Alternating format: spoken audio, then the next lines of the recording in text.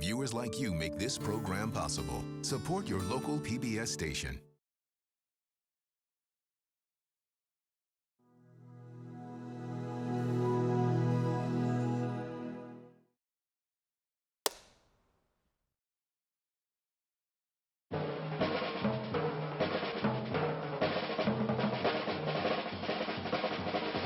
You consider this music as a weapon? You mean as a weapon in the fight against discrimination and things like that? Sometimes the music is used, say, to make people feel happy and joy, but on some occasions we do use the music as a weapon to against man's inhumanity toward man. It is with great pleasure that I present to you Mr. Max Roach.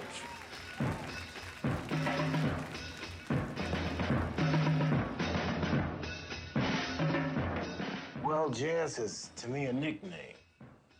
To me, it's synonymous to nigger and things like that. That's not the proper name for African-American instrumental music.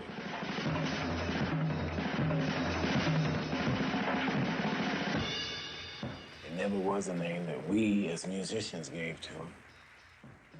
It was a name that just was given to it. So you're not a jazz musician? No, I'm an African-American musician, and that's the kind of music that I play. Or I attempt to play. The Max Roach archive at the Library of Congress is extensive. Stills, audio recordings. Oh, I've seen this one already. He knew that to document his legacy would be very important. These are the 80s. Check this out. I began this film in 1987, so it's 35 years. That's a long journey. In 1983, I was editing a documentary about the poet Langston Hughes, and one of the sequences was Max performing to one of Langston Hughes' poems. Seeing Max Roach sit behind a drum set, he had a regal quality about him. It was like no wasted motion. Just wonderful, man. And I remember saying, somebody should do a film on Max Roach. I had never directed anything. I was just an editor. But in 1987, I was able to do my first sit-down on-camera interview with Max at his house up on Central Park West. I got the cameras on me, and Sam is shooting, telling us where to go, and Juan has got his camera on me now. And we shot Max and his wonderful band, Vim Boom, in a rehearsal session, performing Monk's tunes.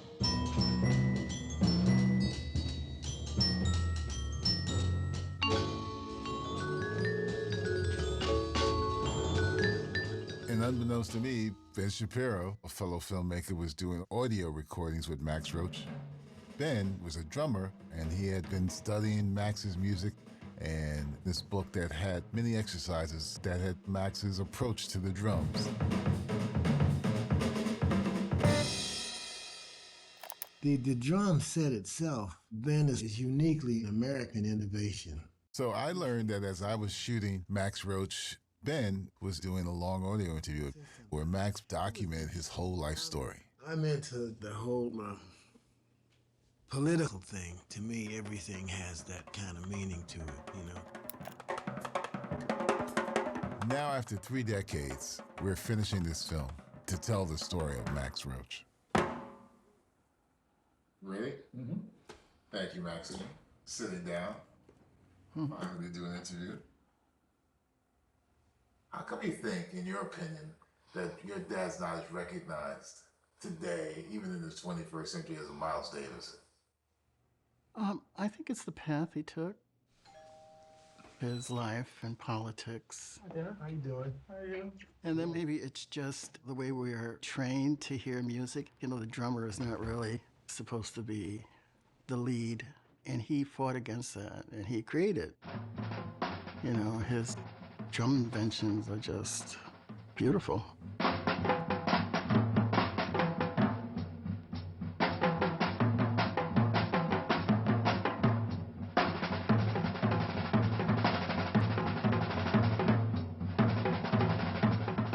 Max had this way of playing that seemed so effortless.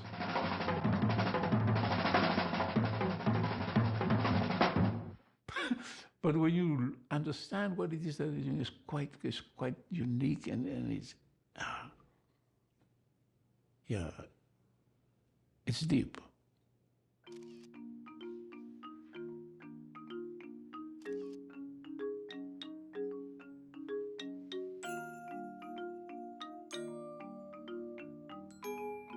I guess from the very beginning, my aspirations were to be involved in music, and especially this music that we call jazz. The music was the salvation. It was like sports is today. It's like basketball. That was it. We'd go to sit in the theaters on Saturdays all day with our lunch and watch these wonderful musicians. My father bought me my first set of drums for graduating elementary school. That was the only gift I wanted. And I would set the drum up right so that when I got out of my bed in the mornings to go to school, my bed was the drum seat. So I would get up in the morning before I go to school and actually just sit at them drums and imagine that I was Papa Joe or Big Sidney Captain. I couldn't play that early and couldn't wait to get home. Now this is 13, 14, so I could, after I finished whatever chores my family had for me to do and finished my homework, to sit down and play them drums until the neighbors would come to the door and say, well, Mrs. Roach, that boy's just making too much noise.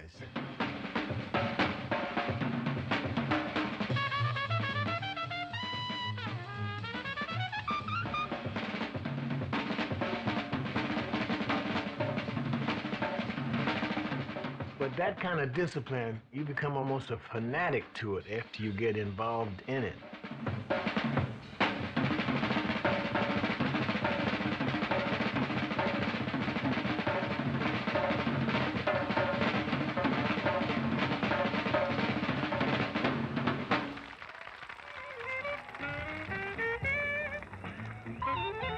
Once again, ladies and gentlemen, we take our WMCA microphones right down to the Royal Roost, bringing you the new sound, Charlie Parker and the All-Stars. Miles Davis on trumpet, the great Max Roach on drums. We started the so-called bebop movement. We had a little coalition of folks, if you will, Dizzy and Charlie Parker, Bud Powell, Monk, and Miles. We all kind of clung together. For whatever reasons, we related to each other. And we hated to sleep. We would work from 9 till 9 the next morning in 2 different clubs. We would then go to Dizzy's house on 7th Avenue and sit down and exchange ideas and talk about different musicians and analyze styles. We were just young musicians. Wherever the music was, we would go. So I always go to Max's house and sit in the corner and watch and listen, because he always had all the heavyweights there with this new music. So one day Max said, "Hey Randy, play one of your songs for Charlie Parker." Man, Sam, I was like this, because Charlie Parker was not only a great musician, he was a powerful spiritual human being. Something about him is very, I can't explain it.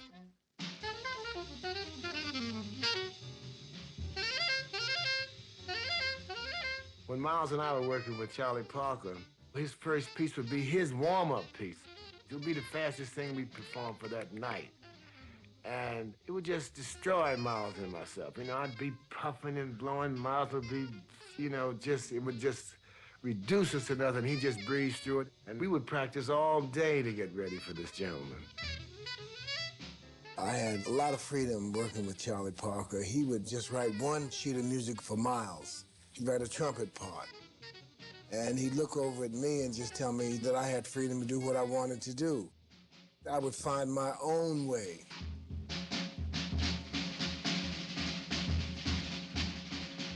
Early bebop just had that shock of the new. It was just something challenging, intimidating.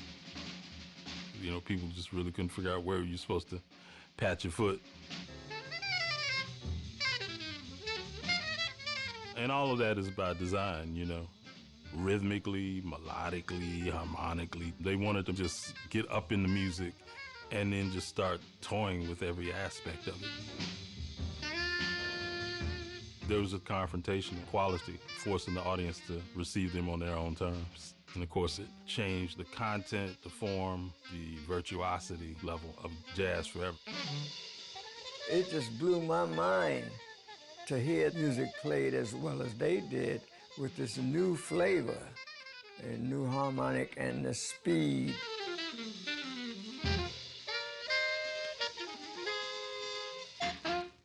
The first time I heard Bird's group, it was interesting. I didn't dislike it, but eventually I got what they were doing, Then I realized that this was the music for our generation, what Charlie Parker was doing and Max. There was no other kind of music for me but that. And night after night, Marlon Brando and myself and a couple of others to sit there and listen to one great genius after the other. Bebop wasn't just being sweet and joyous like Louis Armstrong. It came by as an outraged expression of the time in which we lived, and it found great synergy with young black people. It was a new political feeling among the guys. This was right after the war, and Bird and Max and Miles exemplified that.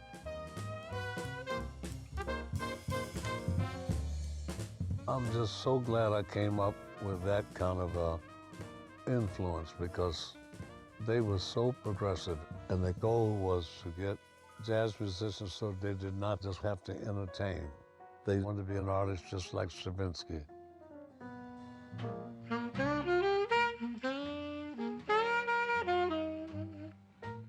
In the late 40s, most artists used something before they perform to give them that lift. And marijuana, that was the big thing. And also cocaine, but cocaine might be like New Year's Eve. That was a rich man's drug. Then all of a sudden, the powers that be put out this drug nobody ever heard of before. What's the difference? It doesn't smell, very cheap, gets you high, and nobody knows. Nobody knew what it was.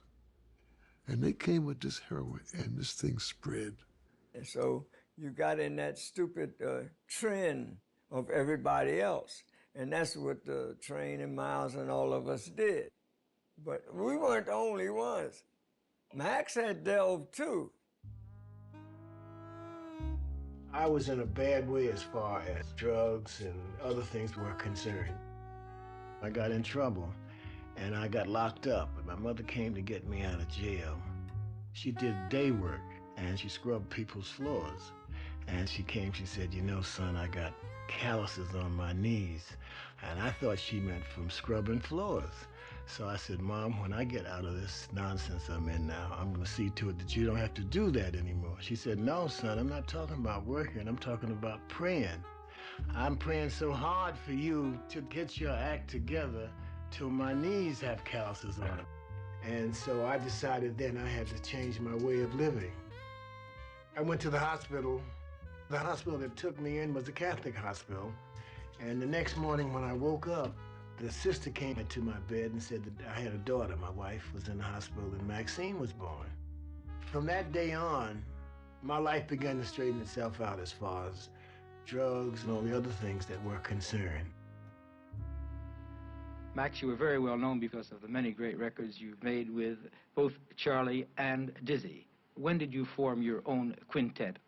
This was about 1953 on the West Coast. And the great Clifford Brown, Harold Land, and Richie Powell, and George Morrow was the first quintet that we made some records with that caught on, I would say, among the jazz public.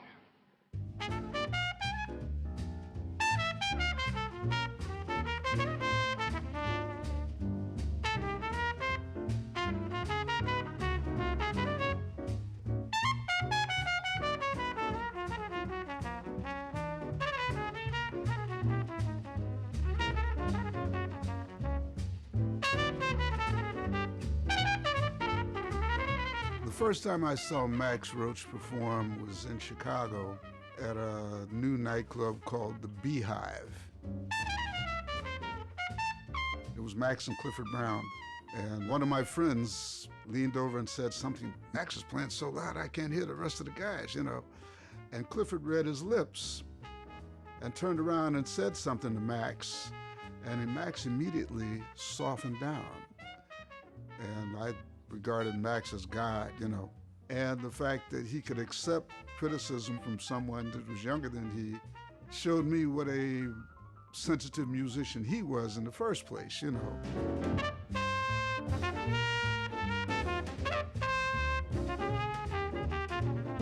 When I formed the group with Clifford Brown, of course, then I began to do things that I would do as a leader. I was responsible for the direction that the group was going musically, etc.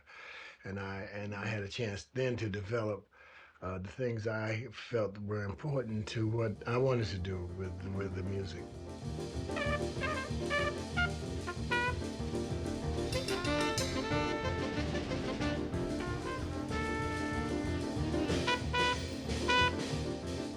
Beautiful. Max and Clifford Brown together, incredible, man.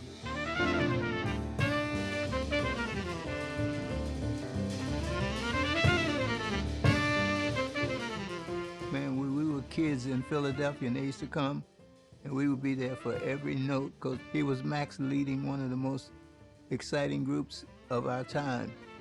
And Clifford was like a star out of nowhere.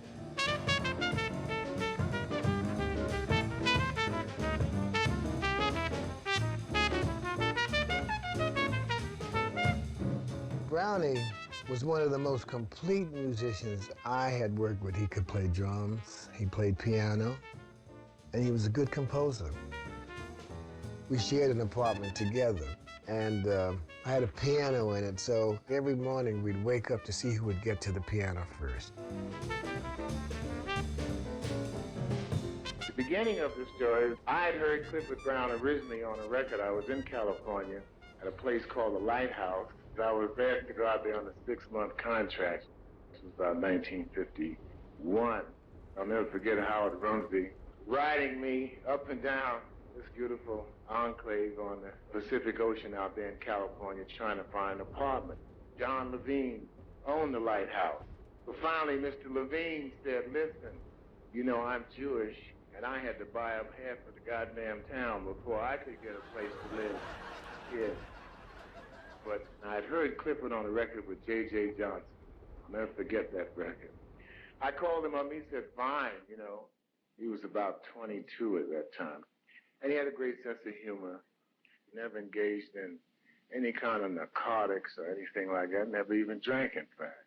I think one thing that he did do that I found out about after we had been together about a year was he loved to play the horse. Now, that was a contradiction to such a clean liver. At the Rouge Lounge all this week is one of the great jazz groups in the country today, and that's the Max Roach Cliff Brown Ensemble. And with us tonight is one of the outstanding jazz trumpeters in the country today, MRC recording star Clifford Brown.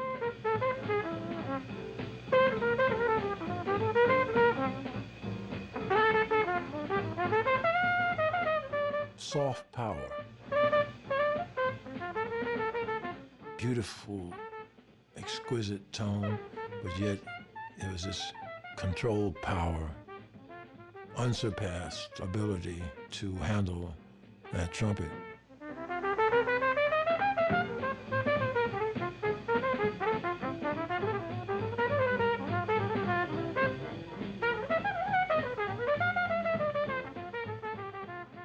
So Max got that group, and that group really took a hold of the public. Then it went up another notch when Harold Land left the group and Sonny Rollins took his place. I'm the tenor saxophone, the guy who brings us all up here the most pleasure, Sonny Rollins. The man behind the drum, undoubtedly the world's greatest, Max Roach. I played the trumpet. My name is Clifford Brown.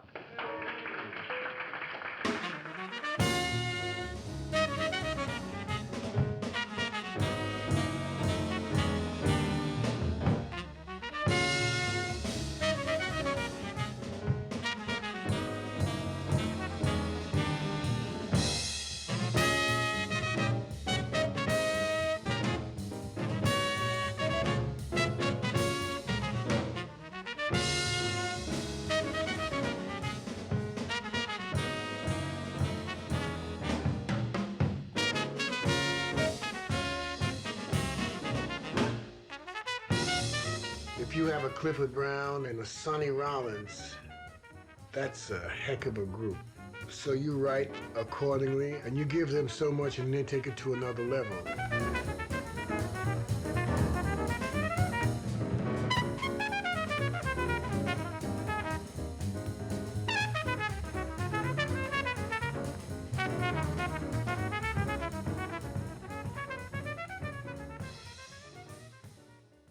Okay, wow. Boy, I haven't heard that in 5 million years.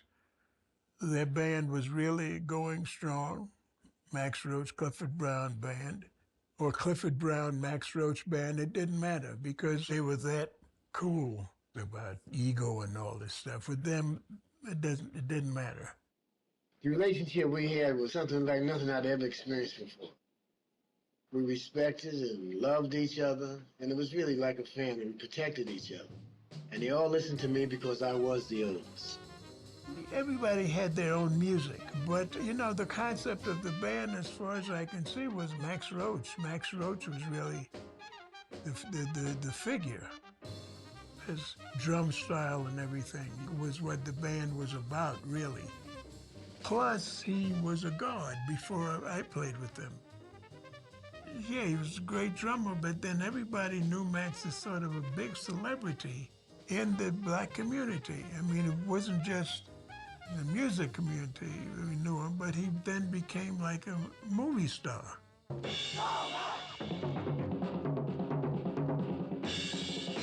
The guys that were top drummers were Art Blakey and Max Roach. So Art Blakey was more the elemental guy. I mean, when you go back to Africa, did those guys study how to read music, anything? No. They had it. They have that thing. Max had that, but he was also a more finesse, polished drummer. To me, his drum style was like heaven. Playing with Max was like heaven. When you play, somebody's got to answer you. And when they play, you've got to answer them. Bam, you'll answer me. Oh, wow, then I can do something else. That's why I say Max is heavenly, because he's feeding me. He's making me think of something to play. He's playing something that makes me want to play. You see what I mean?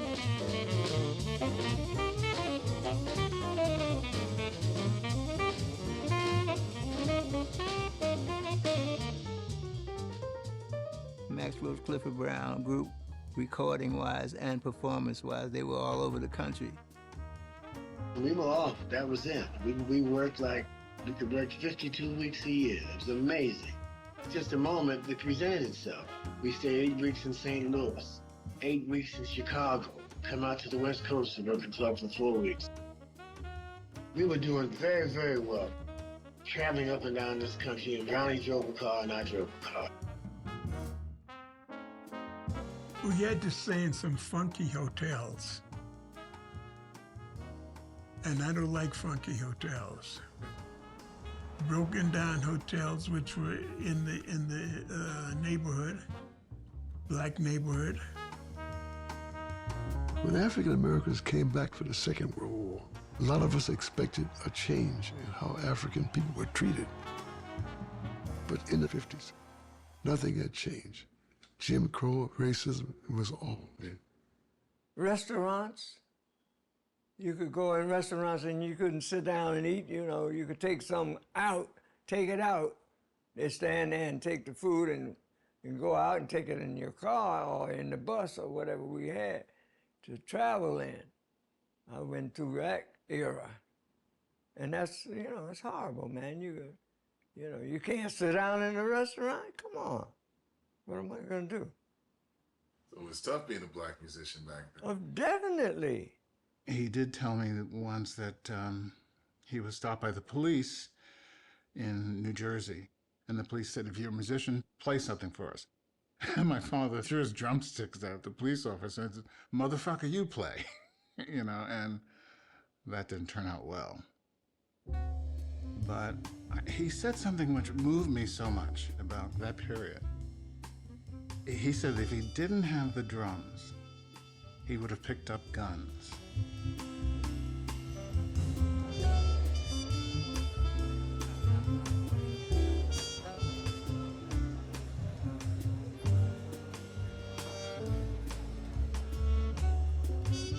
We were playing in front of people that, whatever else they had to go through in life, they needed their music, and they needed the guys that gave it to them. And we were those people. It was it was like a honor, you know. Now it's our pleasure to present Clifford Brown, playing for you Tenderly.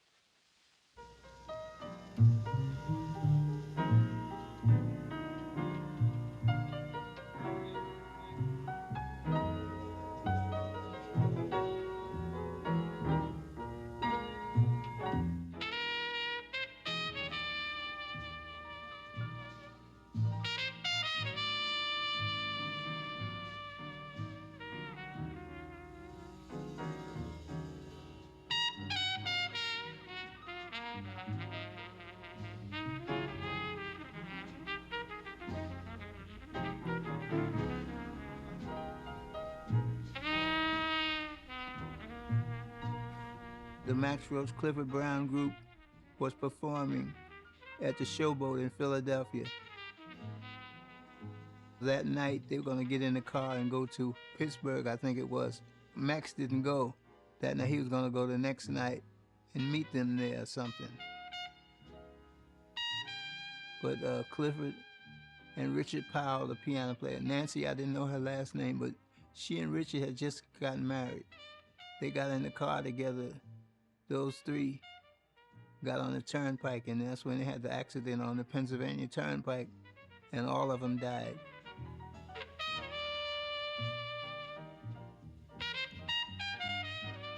I was at a session. We got a call that Clifford was in a car with Bud Powell's brother and his girlfriend, and it was raining. Clifford was laying down in the back seat, and the truck hit them, cut his body in half at 25. Got killed. Imagine what happened if he lived to 50. Boy, he was something else. Gee, this is hard for me to try to recount, man. It was because it was such a bad day. It's just a lesson in life. You learn a little bit about life, because Brownie was like a little angel. You know, that was like an angel. How could something happen to Brownie? And when that happened, of course, everybody was, you know, we was crying like babies, all of us.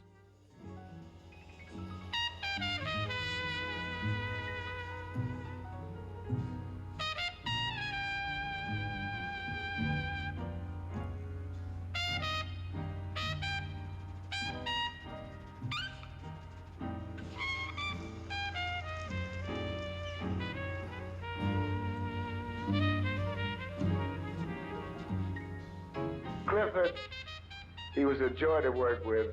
That particular ingredient that we find in people, and we all say, well, he's a genius, and at such a young age to have done so much musically and to have contributed so much. It was one of the high points of my life.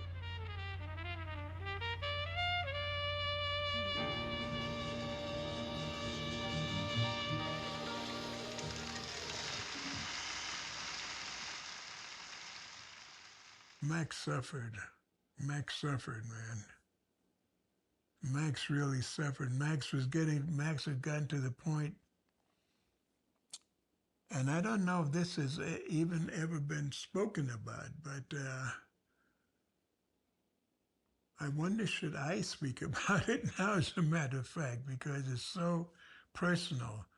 But Max suffered. I can say that he really took it hard, man. It really took Max a while to to bounce back from that. You know, it was rough.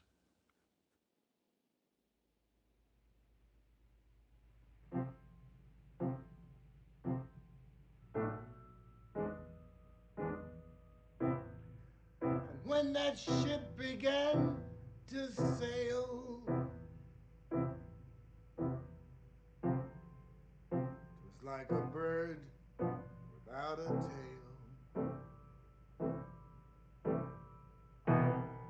And when that bird began to fly,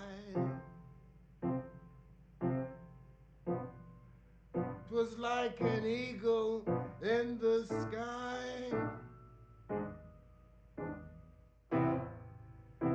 When the sky began to roar, it was like a lion at the door. And when the door began to crack, 'twas like a stick across my back.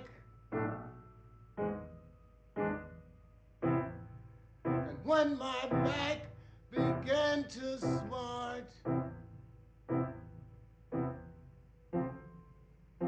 was like a penknife in my heart. And when my heart began to bleed, 'twas death, and death indeed.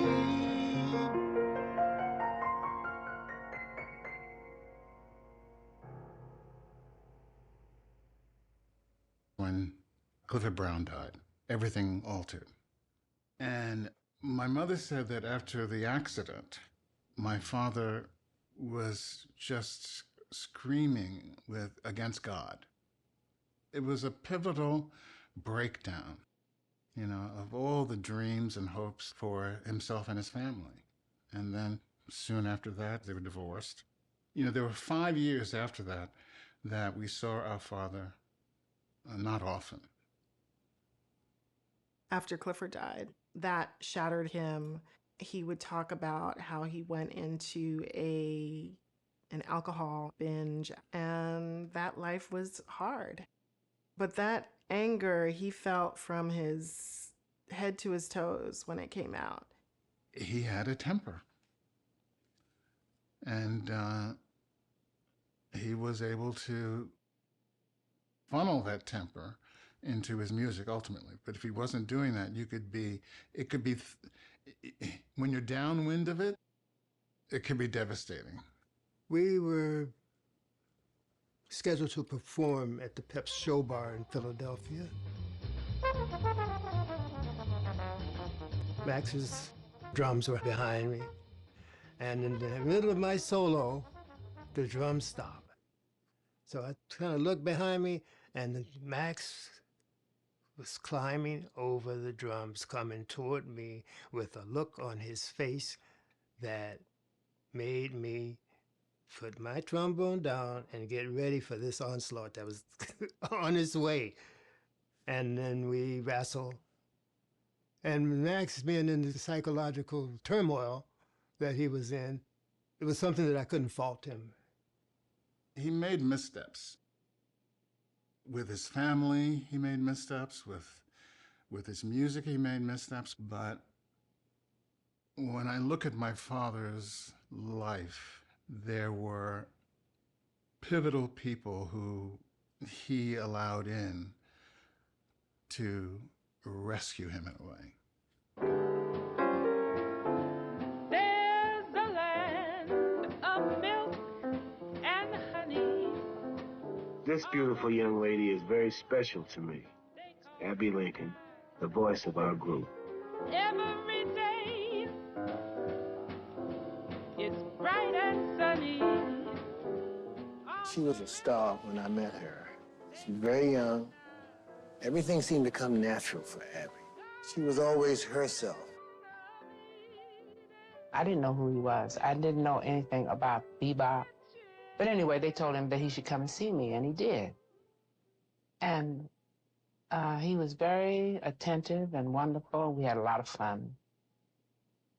And then when it came time for him to sign the check, I was impressed because his concentration was something I had never really witnessed before. He was suddenly gone from where we were, and he was concentrating on the check. And I noticed his hands. And I thought, what a beautiful man. Spread the word, spread the gospel, let the congregation know that a cornet was the downfall of the walls of Jericho. I was working supper clubs and wearing this dress and bouncing on the stage so my breasts would jiggle a little. It wasn't funny to me, though. I've always taken myself seriously, so it wasn't easy to make light of my life like that. And I saw Max Roach again, and he said to me, "You don't have to do that. Come here. You don't have to do that." And he started to teach me, and he started to take care of me. All I had to do was what he said.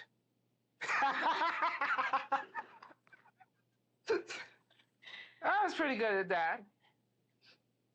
After a while, though, my independent spirit wouldn't allow it. But he helped me. He saved my life because I was lost. I really was.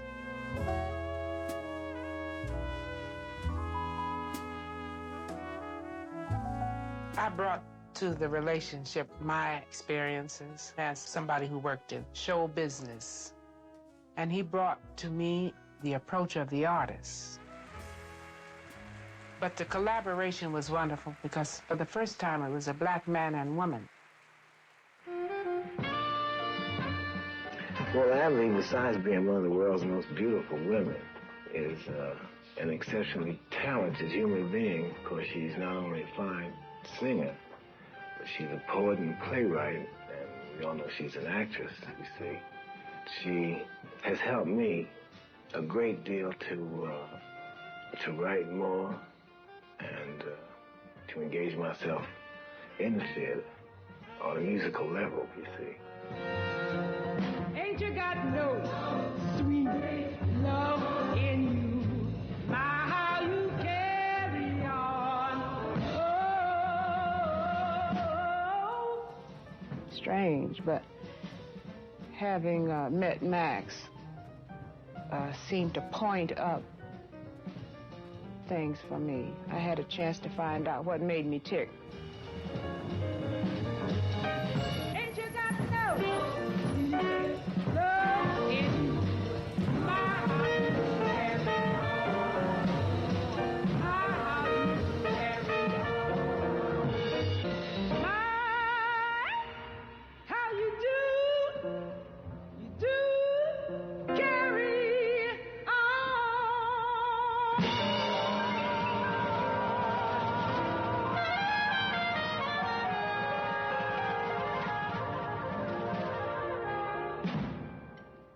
Ethnically speaking, you know, there was like, we looked up to them as the shining example, you know. They both were so talented, so aware of who they were, where they were, the conditions that were impacting their goals. Max and Abby had a chance to make their statement, and it was needed. It was needed. I'm glad it turned out pretty successful as a record, you know? Ain't but two things on my mind: drive a man and quitting time. Drive a man, the kind of boss. Ride a man and lead a horse. When his cat o' nine tail fly, you be happy just to die. Run away and you be found by his big old red bone hound. Patty roll up, bring you back, make you sorry you is black. Jive a man, he made a life, but mammy ain't his wife. Ain't but two things on my mind: jive a man and quitting time. I became an advocate, I guess, politically speaking. We thought the country was going to change and things were going to be better in education and labor and equality and all this. It was like that dream that everybody was hoping would happen. So I got caught up in it intellectually, emotionally, and musically. Since I had the stage and I was recording, if I could say something, I said it, whether it was through my music or whatever, because I have a stake in this country as well as anybody else.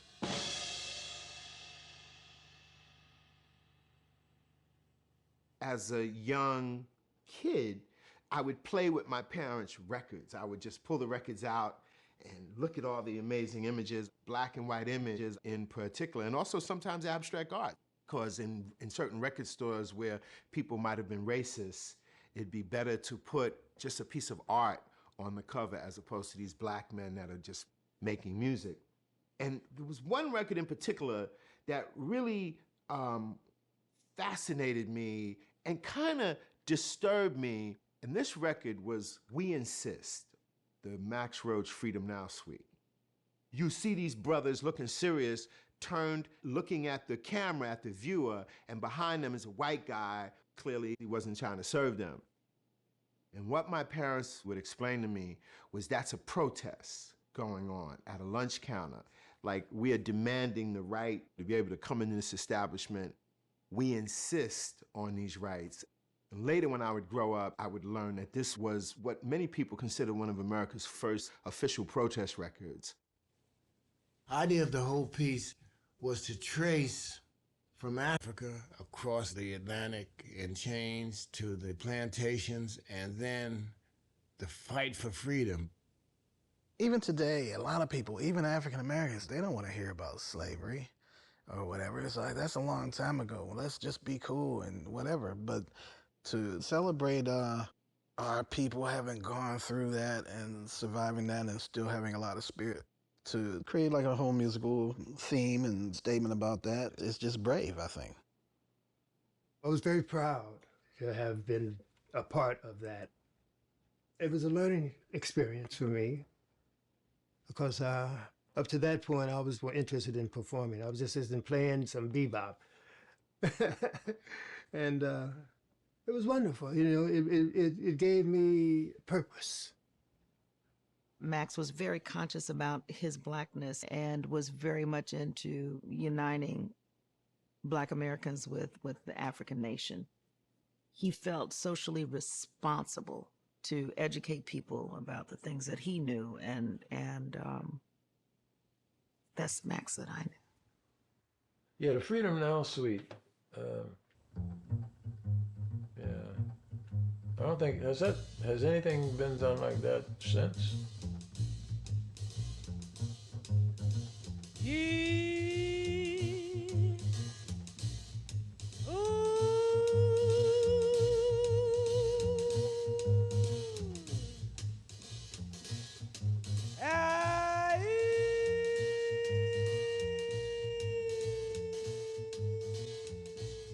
This particular piece, Tears for Johannesburg, was to commemorate the memory of all those young people who were killed in Johannesburg during military insurrection on the students. And so that piece was dedicated to them. Even before the civil rights and Black Power movements and Panthers and all those folks made this connection between movement for justice here, movement for justice in Africa. You know, he just kind of made a line in the sand. Said, this is how my music is going to address this worldwide movement for justice.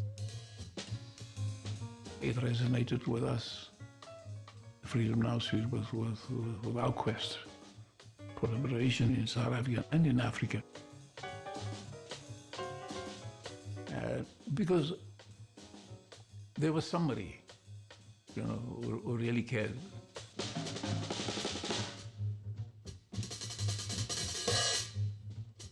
He made us all understand that there are no boundaries. There are no boundaries in human experience. There are no boundaries in music. Because Max's work is really about how you relate to another human being.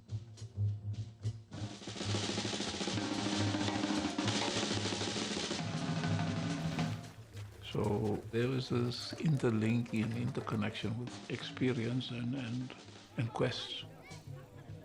It was our story. The regime saw it as a threat. The music was subversive, and that's why they banned it. The album was barred from being further imported into South Africa, and it reached the national press, and it became a light hit. It almost reached the kind of popularity that went into pop records because the times warranted it. The apartheid government said in the future they were going to keep an eye out for work by Negro artists from America that had the word freedom in the title. I just looked at a picture the other day of the premiere of For Love of Ivy, and they're wearing dashikis. You know, that was just, nobody was doing that. Everyone was wearing shark skin suits and, you know, slick back hair. And it was really like, we're black, we're claiming the pride of being who we are as natural people, and we don't have to be anybody else but ourselves. I remember one day they came to the house and I was a little boy and I was like, why does her hair look like that? Because they're all black women were ironing and pressing and straightening and perming their hair. And later I realized that Abbey Lincoln had one of the first natural hairdos, one of the first afros, which would become ubiquitous. So I always remembered, like, man, I saw that before the world saw that. And then as I would grow older and understand more, I just realized how courageous they were to do those things. I didn't see myself as an imitation of anybody, but an original. And that spooked a lot of people. It's amazing what'll spook people. They said I was a rebel. But I felt beautiful. I felt beautiful and whole. When I first saw Abbey Lincoln, Abbey came there one Sunday afternoon. Never forget that. We were in this this room. It's like a smallish auditorium, right? And light was coming in that Sunday afternoon. And Abbey came with that amazing natural that she had on her head, and she did a lecture on who will revere the black woman. I believe that the role of the black woman is the same role she's always played, that you can only play if you're a woman, and that is this. You do whatever is necessary. You know, that's what we've always done. Whatever came naturally. If the situation calls for this, you do this. If it calls for that, you do that. We all know what we're doing.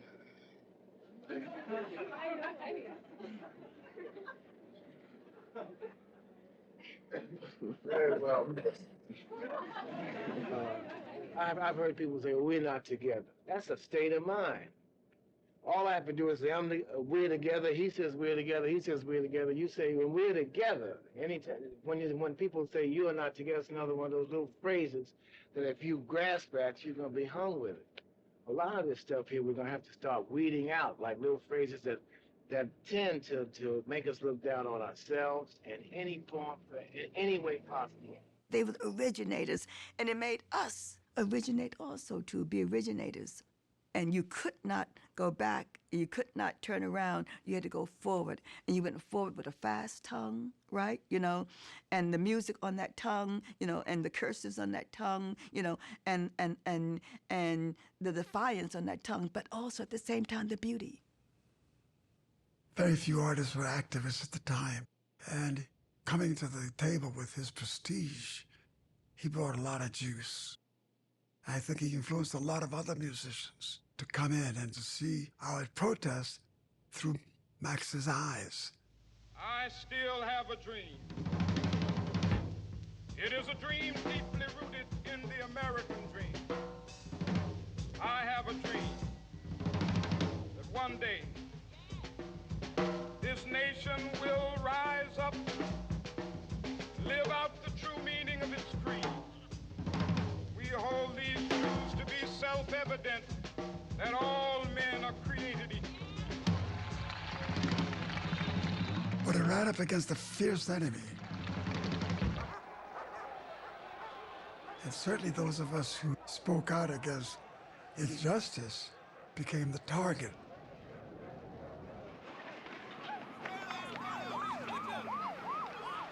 Max is really in the forefront of this critique of America. People like Fanon and Richard Wright and Malcolm X and Martin Luther King all paid, a huge price for it. You know, these men came along at a time when it was real rough, and really rough for the black man. And they fought. They fought. I took it to the degree where everything I wrote and recorded had to do with the movement. Members don't get weary. Members don't get weary. Members don't get weary. Even on my public performances, I chose to deal with that kind of music and that kind of attitude, and whenever I did an interview, the same thing prevailed. My public performances were curtailed because people said, well, if you hire Max Roach, he's going to make a speech. This wasn't entirely true, but I would announce that this piece is dedicated to Marcus Garvey, and if you didn't know who Marcus Garvey was, since we were working downtown, I would give a short history of Garvey. Well, that's too much. So they said, well, Max, just come in and play music. You don't have to talk.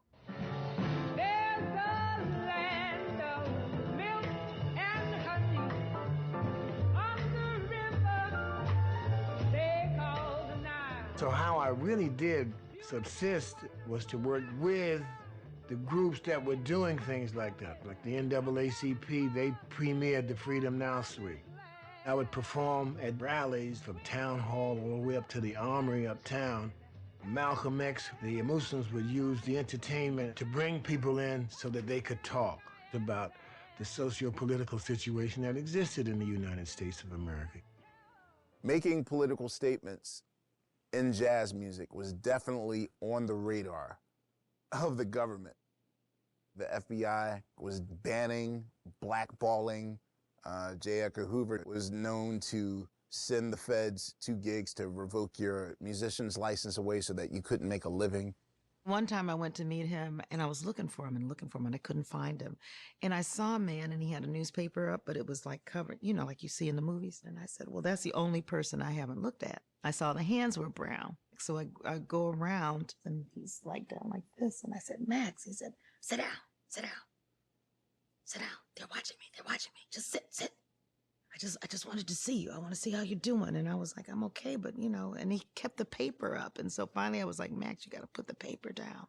I said, I don't think anybody's here, That was painful, frightening, threatening. It was taxing on them. Economically, certainly, emotionally. I remember one time Abby saying to me, quietly, I don't want to scream anymore.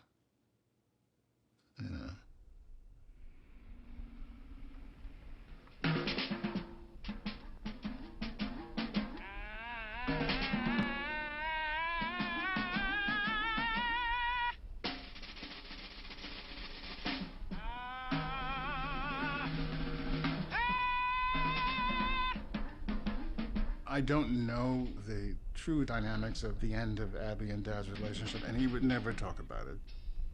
But from hindsight, I see that his sometimes rages wore her down.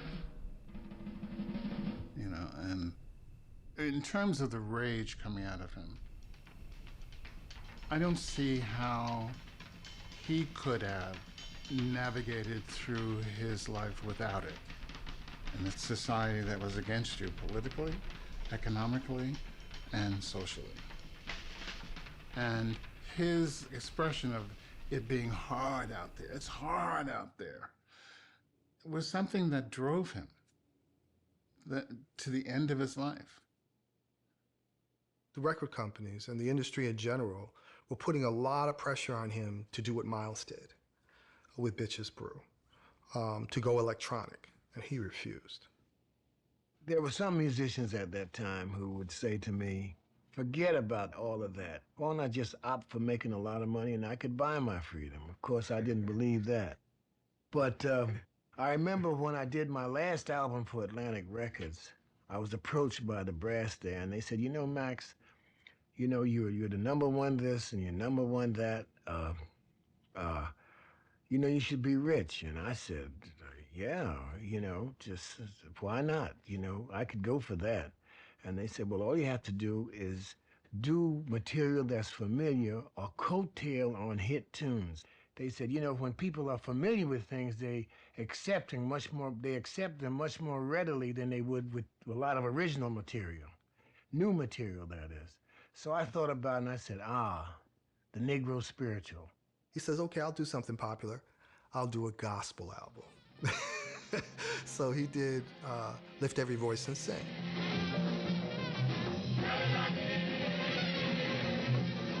It was a unique combination of jazz, quartet, and gospel choir.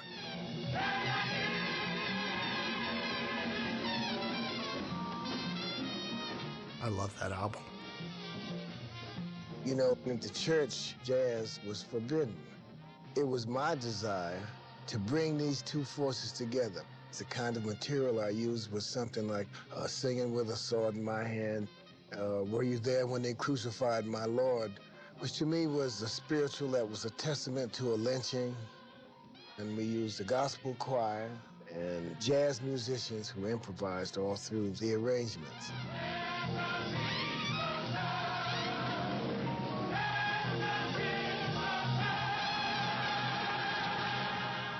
I dedicated each song to people like Martin Luther King, Malcolm X, Medgar Evers. After the record came out, I called up the brass and asked them what they thought of, and there was a loud silence on the other end of the phone. But that was the last one I recorded for a major label at that time.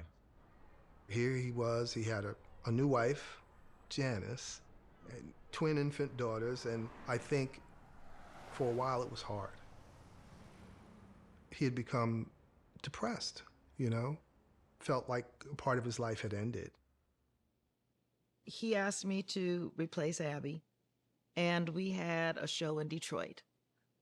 All of a sudden, he started cursing me out on stage in front of the public, calling me the B word, and he said, get off the stage, you know, just get off the stage.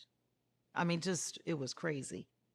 So I went back to the hotel. I was in tears, and he came into the room, and he said, I'm sorry, I thought you were Abby. You look like Abby.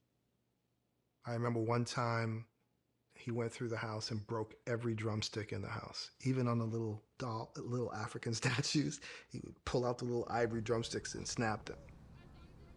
So when the offer came in for him to take a professorship up at UMass, he took it. I went up there because the students demanded it. During the period when black students were asking for more faculty and they were seizing the campuses and things like this, it grew out of this whole 60s movement. When the students demanded it, then the university reached out. Of all the schools that showed an interest, UMass was the closest to New York City, and I felt that I could still do the things I wanted to do. So I had to move my family there, and that was good for me, I thought. Yeah, this is the house in Amherst. Wow. Wow, look at this. I have never seen this. I have never seen this. That's me. That's you? I think that's me. Oh my goodness. He was a responsible father. and he understood that he had to provide for himself and for his family. And it was a way to also connect with students. We'd have young, aspiring musicians come over to the house. He was always mentoring somebody. I began to experiment with the students. You had a 60-voice quiet. You had musicians in the music department, and we began to collaborate on doing large orchestral works that spotlighted percussion and improvised instrumentalists. So that was a good period for me because it was good for experimenting. I was teaching and I got arrested with my students, right? I came to find out that I wasn't being rehired, so that's why I went to Amherst. And we got up to Amherst College. Man, it is 9 a.m. in the morning, and Max looked like he was just gotten out of Gentleman Quarterly, right? He had this hat sitting AC-doocy, this leather coat or jacket on, this turtleneck sweater on. But Max came over and said, "We heard you were coming up here. Welcome. You'll be okay." There was a community of Black artists, intellectuals, scholars that he was very closely connected to. But, he was still Max Roach at that time. He still wanted to create. He still wanted to perform. That's who he was.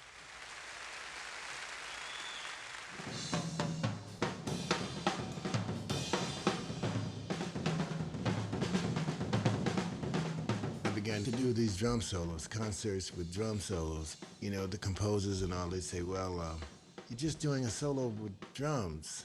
And I say, yes, that's what it is. You mean to tell me you're going to play an hour and a half with drums? Yes.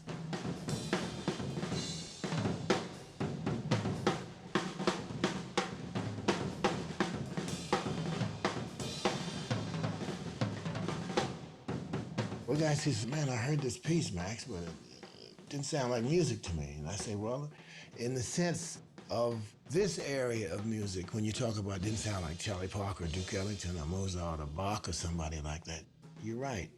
But I'm organizing sounds now. And sound is not restricted to any particular group of instruments. This world of sound is infinite.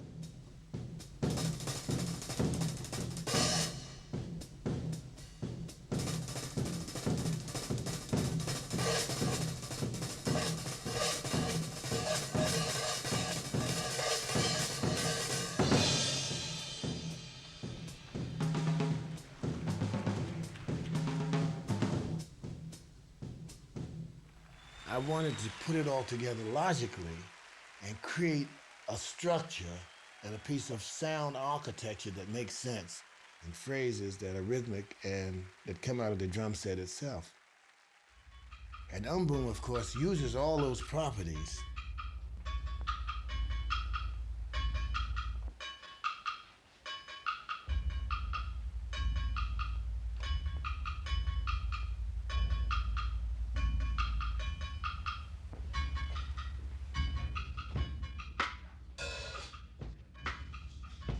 Boom Boom came about because I had this group of percussion instruments in my studio. So people like Max Roach and Joe Chambers would come up there to practice. We were all there, and it was Max's idea. After he finished rehearsing, we sat down. He said, I'm thinking about starting a percussion ensemble. I wanted to hear and create something different, but would still be in the continuum of what Duke Ellington and Charlie Parker and Count Basie visualized, but only with percussion instruments. At that time, percussion ensembles were all strictly like snare drums and military. And Max heard something that was more African.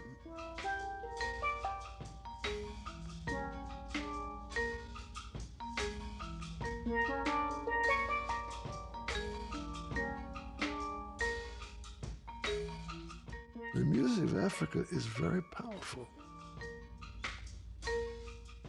We were taken away from Mother Africa, but whether we were taken to Brazil or Cuba or Haiti or Mississippi or Georgia, We approach life with the Duke says, the African pulse in our music.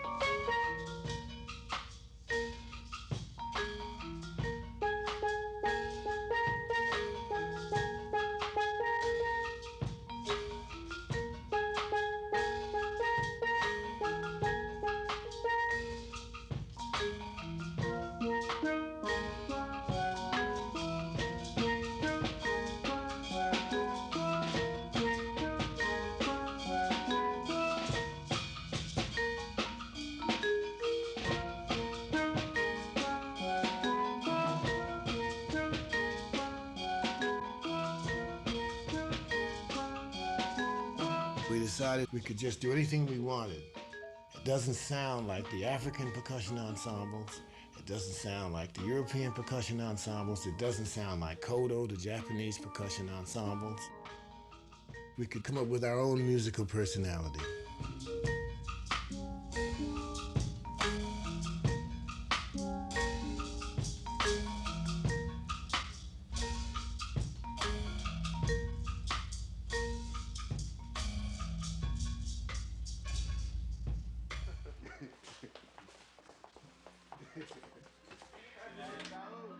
It's a group made of drummers. That's my worst nightmare. You know, it's just weird. You know how many drummers called me up to like, yo, man, let's come on, let's shed together. And I was like, ugh, this is super one. No, like for guitarists to play together, for horn sections to play together, for pianists, I always feel is that there's a natural give and take, but with drumming it's such a responsibility because someone's gonna have to be the alpha in the situation. Someone's gonna have to determine the meter, someone's gonna have to determine the volume, the level, the dynamics. It's just, whew. How? The fact that we had Max Roach, whom we all idolized, so we accepted him and his domination. And of course, our egos weren't as big. But we would have arguments. There was one time we were rehearsing at my studio and Max and Joe Chambers squared off. Joe was the only one who had the height, the stature, and the ego to challenge Max. And Max, well, blah, blah, blah, blah, blah. And Joe said, oh yeah, well, come on, we're gonna walk outside and settle this. And they got together and they both marched out and everybody sat there and waited for 5 minutes. And then they both came in smiling and laughing together. Max was great with me. He loved me. And everybody was just scared of him. And whatever I did, it made him laugh, and we had fun, and da-da-da. I did my job, and he used to call me Ramon, and he would teach me, all right? He would teach me the ballads, teach me the chimes. I want you to do this, Ray, and I would learn it, and that's it. We realized that we were going to have to create this music, so every one of us sat down and composed a percussion ensemble piece that involved what we could do. We did a whole piece which described the elements of a storm, from drizzling rain to a thunderstorm and lightning.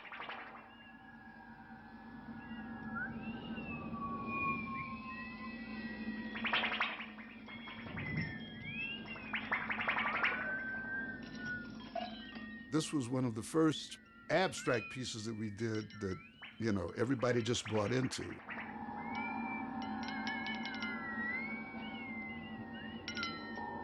He would give us an idea, and we would hit on that, and then we would build on it. Everybody would build on it. And that was real, that's jazz, that's music. After a year and a half of rehearsing 1 day a week, Max got an endorsement from the Ludwig Drum Company, and at that point arranged our first European tour.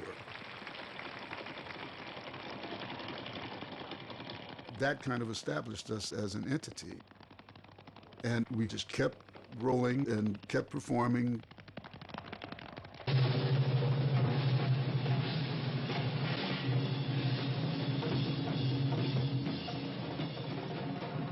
I would say that of all of the Max Roach projects, this includes the quintet, the Clifford Brown project, all the stuff with Abbey Lincoln, his solo stuff. The M Boom project is probably his most adventurous.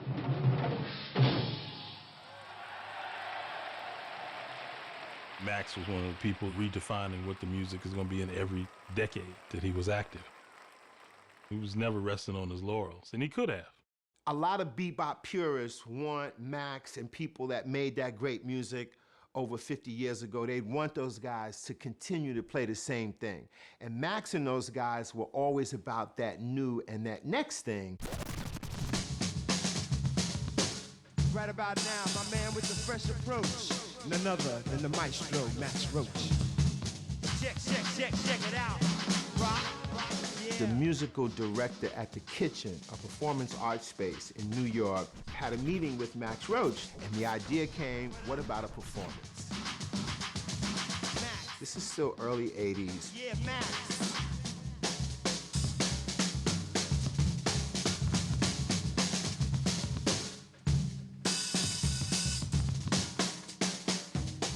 I was at that performance with Fab Five Freddy and the DJs at the Kitchen, yeah.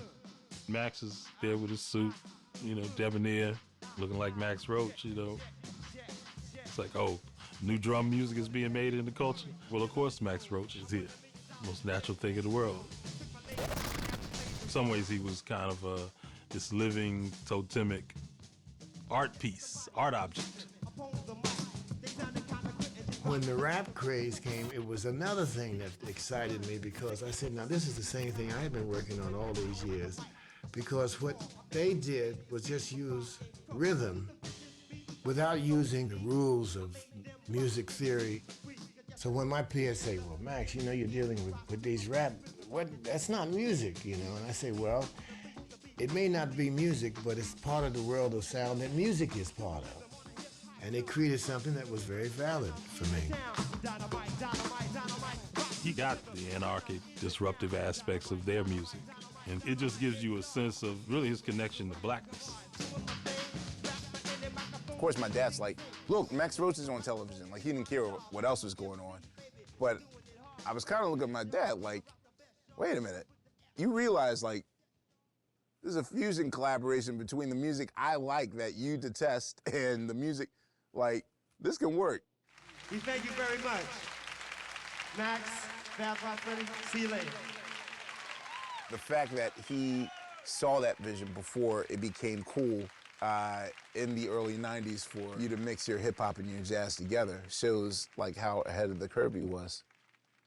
Now, I've seen you do the drum also waltzes. You a little bit of that. Oh, sure, absolutely. So it's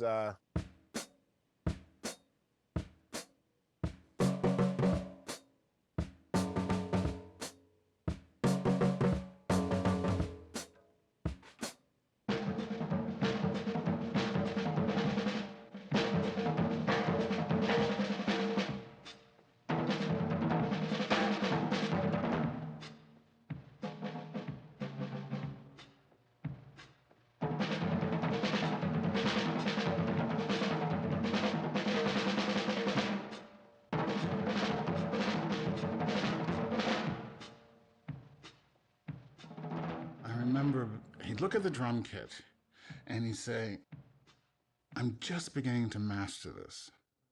And he was in his 70s then. The unrest that he had always propelled him, particularly in the later years, as long as he could focus on what was ahead and not duplicate anything. The foray into ballet and playing drums with a reading of Toni Morrison. Those are some of the things that he took his instrument and his art too, and his desire to exceed his own boundaries.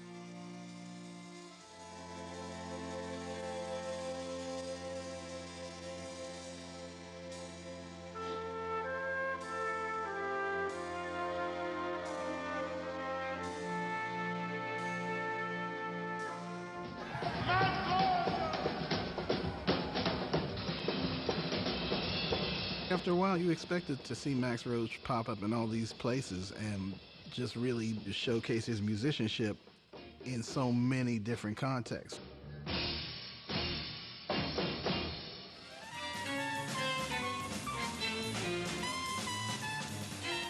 You know, I heard, and I don't know if this is true, but I heard that, you know, the older you get, the more you are like yourself when you were younger. Good. Whatever you do is good. All right. Now you go over here, Gerald. So, you know, there's so many stories out there about his temper. But later in life, he was so gentle. It's all right. Go ahead. Oh, she's bashful. I'm going to do a piece called Mop Mop. Yeah, I'm going to play on the drums. Daddy-da-dat, daddy-da-dat, daddy-da-dat, clap, clap. Daddy-da-dat, daddy-da-dat, daddy-da-dat. Very, very good. Let me try it on the drums here.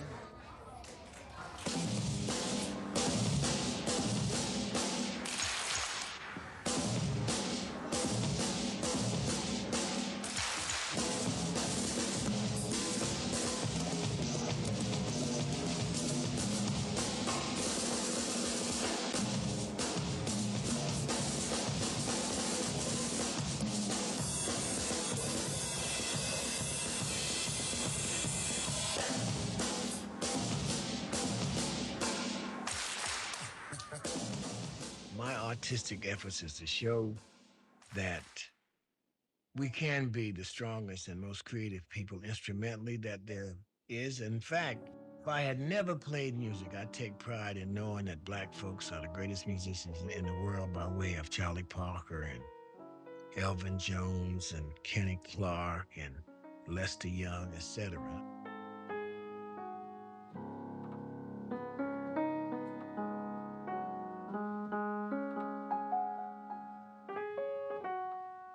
At Lincoln Center, they had inductee night for the Jazz Hall of Fame. He was in a wheelchair at that time, but he was talking everything. He's, you know, joking around about stuff, you know, as Max was wont to do. They put Max and I in the same dressing room. All his children were there, so we talked, and he was cool. But that's the last time I saw him, you know. And it was great, you know.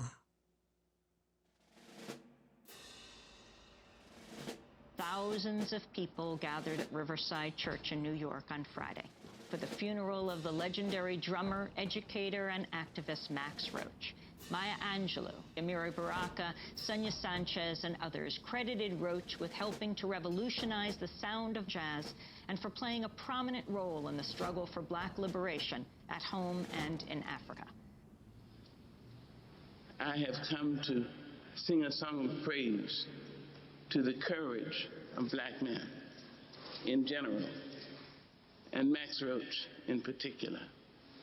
It is such a wonderful thing to look at this friends and family, to see great names here, great artists, who loved Max Roach because he had the courage to love us.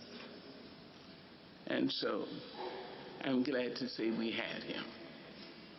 We are bigger and better and stronger because Max Roach was my brother.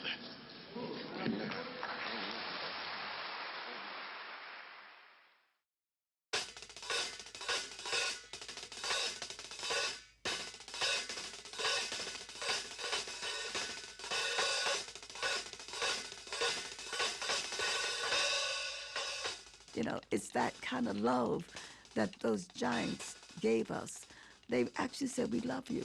You know, we're going to make sure you survive. We're going to give you music that will make you survive, you know, that it will make you get out to the streets of America and challenge everything and call people motherfuckers, you know, who need to be called motherfuckers, right? That was Max. You know, Max did that for all of us.